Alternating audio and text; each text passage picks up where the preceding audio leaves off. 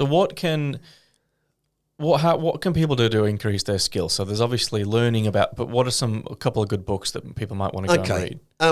The one book that's a real good foundation is Robert Shiller's Irrational Exuberance. Right.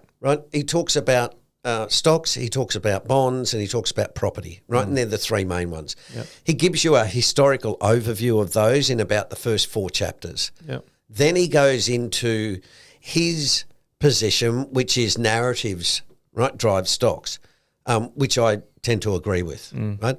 So then he talks about new era investing, right, like we've got now. Oh, Jacob, it's all AI. It's going to take over the world. Well, this is exactly what happened in 2000, right?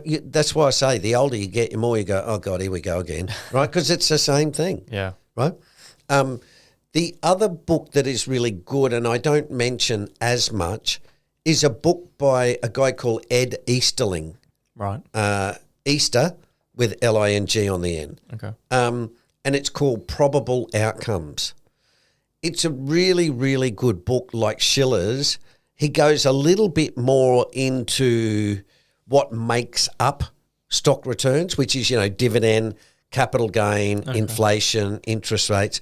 But again, really good background knowledge. And they talk about, Easterling talks about this thing called rowing versus, what is it? Sailing.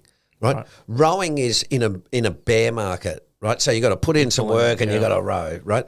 In a bull market, stick the sail up, pull the oars in, and just let that sucker run, right? And that's really, really useful information.